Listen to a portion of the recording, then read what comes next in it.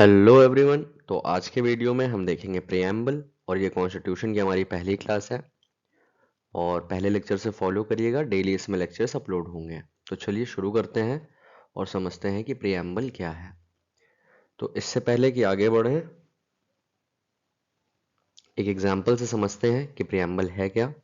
Suppose कि आपको एक घर बनाना है लैंड पे, तो पहले आप उसका नक्शा बनवाएंगे, फिर उसको देखते हुए आप घर बनाएंगे। वैसे ही प्रीएम्बल है कॉन्स्टिट्यूशन का नक्शा और बताता है मेन ऑब्जेक्टिव्स जो लेजिस्लेशन अचीव करना चाहता है, और इन ऑब्जेक्टिव्स, पर्पस और आइडियाज को ध्यान में रखते हुए कॉन्स्टिट्यूशन बनाया गया है। ठीक है। अब एक टर्म है, आपने सुना होगा या नहीं सुना होगा तो यहां समझ लीजिए, ऑब्जेक्टिव रेजोल्यूशन।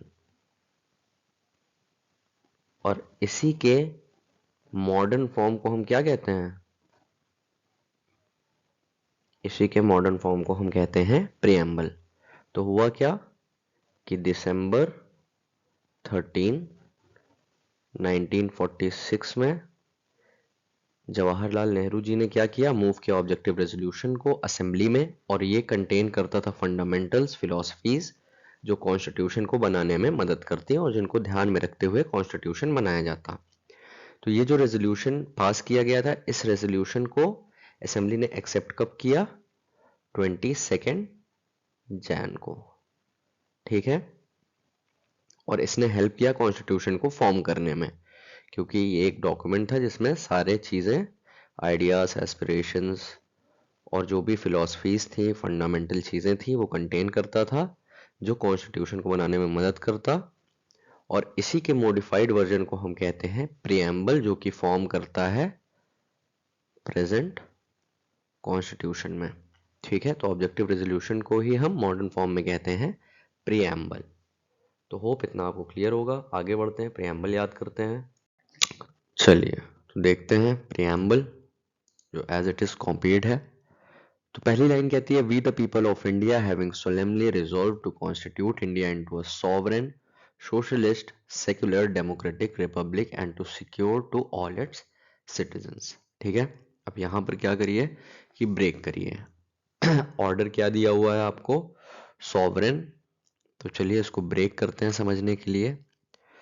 सॉवरेन से यहाँ पे हम उठाएंगे सो, सोशलिस्ट से भी सो, सेक्युलर से एसई, डेमोक्रेटिक से डी और रिपब्लिक से आर। तो ये शॉर्ट फॉर्म हमको क्या मिल गया? सो, सो से डेयर। ये हो गया आपका शॉर्ट फॉर्म। अब ऐसे आप नेम रख सकते हैं, सो रख सकते हैं या सो से रख सकते हैं, एंड जैसे भी ask question are you there, वैसे ही सो देयर।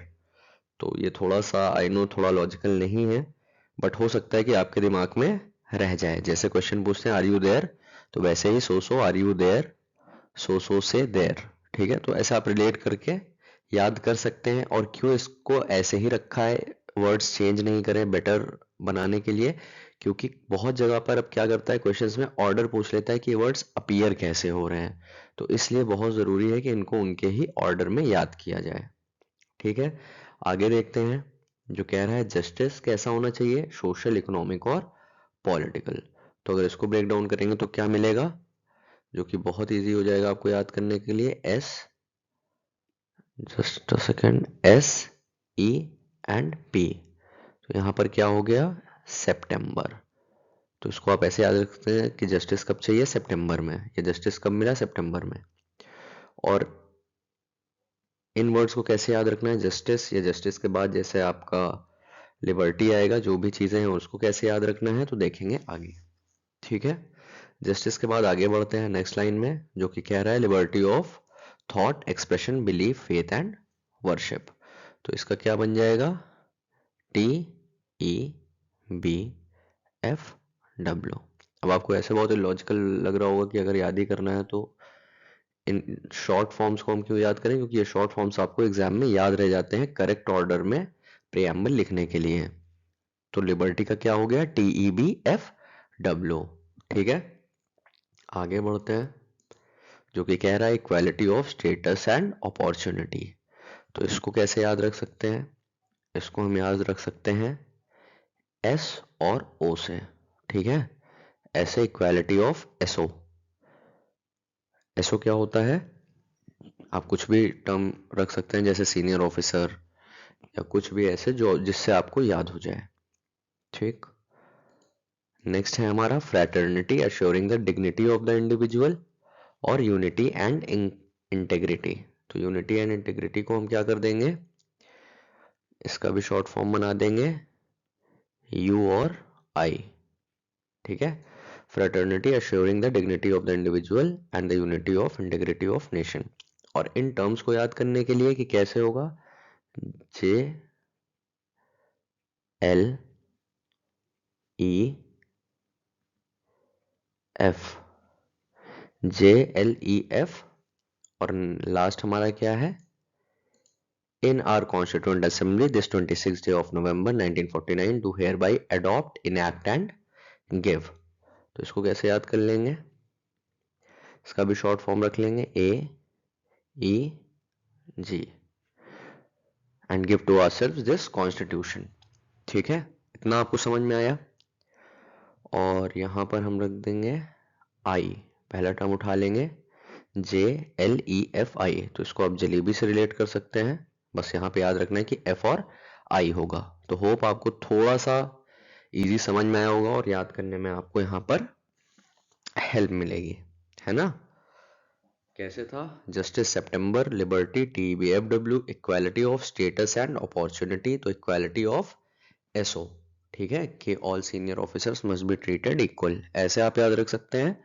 और फ्रैटर्निटी अश्योरिंग द डिग्निटी, पहला वर्ड क्या होगा, डिग्निटी, इस पे कंफ्यूज मत होइएगा, पहला वर्ड है dignity of the individual, DI, dignity of the individual DI, और उसके बाद है unity and integrity of the nation and UI in our constituent assembly adopt enact and give AEG to ourselves this constitution, ठीक है।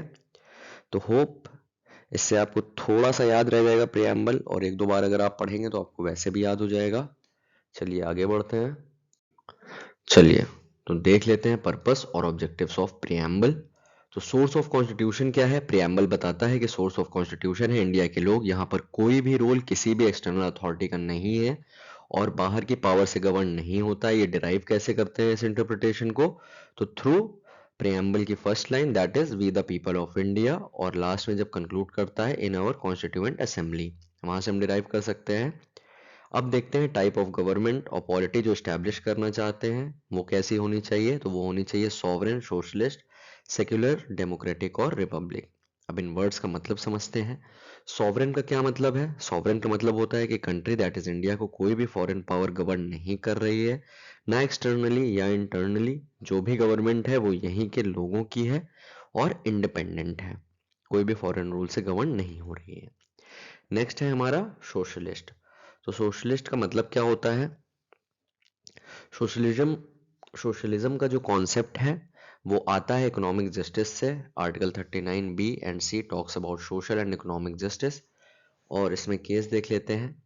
DS नकारा versus union of India 1983, इस case में बोला गया कि बेसिक पर्पस जो है वो सोशलिज्म का ये है कि लोगों को डिसेंट स्टैंडर्ड ऑफ लाइफ मिलनी चाहिए, मतलब एक सस्टेनेबल लाइफ जो डिसेंट हो, सिर्फ एनिमल एग्जिस्टेंस ना हो, और सोशल सिक्योरिटी प्रोवाइड करानी चाहिए, ठीक है।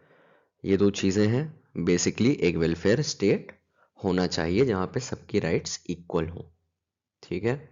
आगे देखते हैं सेक्युलर। सेक्युलर का क्या मतलब होता है, ये ऐड हुआ है आपके 42nd, एक सेकंड लिख देते हैं इसको यहाँ पर, ये ऐड हुआ है आपके 42nd कॉन्स्टिट्यूशनल अमेंडमेंट 1976, ठीक है।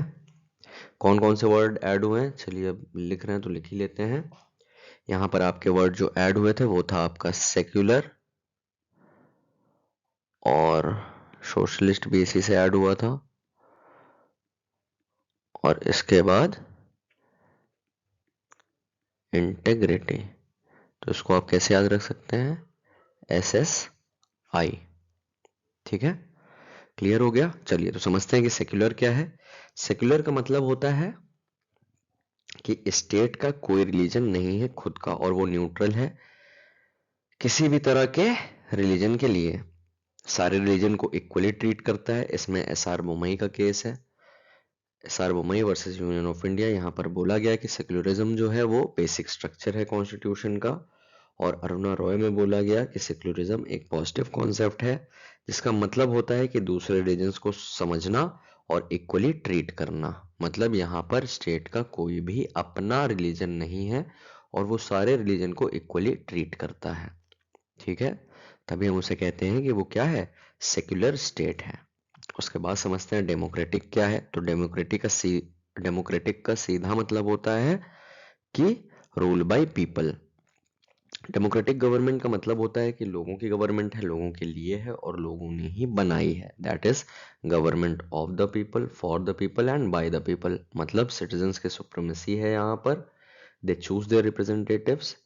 ऐसी गवर्नमेंट जहां पर सुप्रीम पावर वहां के लोगों के पास है, वहां के सिटीजन्स पे वेस्ट करती है। तो ऐसी जो जगहें होती हैं उन्हें हम कहते हैं कि वहां पर डेमोक्रेसी सस्टेन कर रही है, ठीक है? नेक्स्ट वर्ड देखते हैं, रिपब्लिक। रिपब्लिक का मतलब क्या होता है कि हेरिडेटरी रूल नहीं है, और जो हेड है नेशन का वो इलेक्टेड रिप्रेजेंटेटिव है। जैसे प्रेसिडेंट की पोस्ट है तो यहाँ पर हेरिडेटरी नहीं है, इसका मतलब कि एक ही लीनियज को पास नहीं होगी। जैसे होता है ना, क्राउन क्या होता है कि एक ही लीनियज में पास होता है, राजा का बेटा है तो राजा बनेगा, फिर उसका बेटा है तो वही राजा बनेगा। तो क्या है, रिपब्लिक में ऐसा नहीं है, पोस्ट होती है, जो जीतेगा वही पोस्ट को होल्ड करेगा, ठीक है? तो होप आपको रिपब्लिक समझ में आ गया होगा। आगे बढ़ते हैं। तो चलिए राइट्स देख लेते हैं। तो प्रियम्बल ऐसी राइट्स भी बताता है जो इंडिया के लोगों को मिलनी चाहिए, और उनका राइट है इन राइट्स पर, मतलब उनका अधिकार है, ठीक है? कैसी राइट्स? लाइक जस्टिस कैसा होना चाहिए, सोशल, इकोनॉमिक और political liberty of thought, expression, belief, faith and worship, equality of status and opportunity, और ऐसे ही फ्रेटर्निटी, ठीक है? चलिए केस लॉज देख लेते हैं। सबसे पहला केस है हमारा रीबेरुगरी। ये क्या कहता है, इसमें बोला गया कि preamble is not the part of the constitution, और यहाँ पर प्रियम्बल कॉन्स्टिट्यूशन का पार्ट नहीं है। कंफ्यूज मत होइएगा एमसीक्यू में, पार्ट नहीं है, और क्योंकि पार्ट नहीं है इसलिए इसे अमेंड भी नहीं किया जा सकता, प्रियम्बल अमेंड नहीं किया जा सकता, ठीक है? ये हेल्ड हुआ रीबेरुगरी में।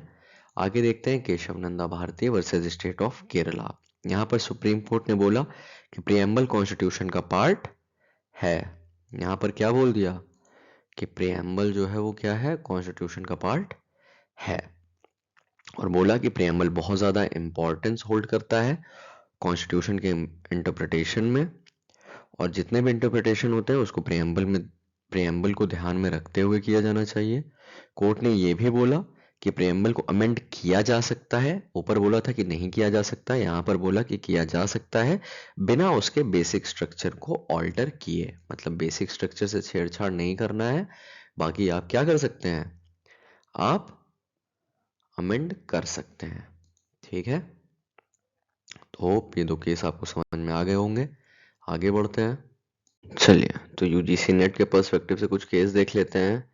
सबसे पहला हमारा रीबेरुगरी 1960, Sajjan Singh versus state of Rajasthan 1965। इस केस में सुप्रीम कोर्ट ने बोला कि प्रियम्बल क्या है, सम और सब्सटेंस है कॉन्स्टिट्यूशन के फीचर्स का। केशव नंदा भारती, एक्सेलवेयर, डीएस नकारा, एसआर बोमई में क्या बोला कि प्रियम्बल इंटीग्रल पार्ट है इंडियन कॉन्स्टिट्यूशन का।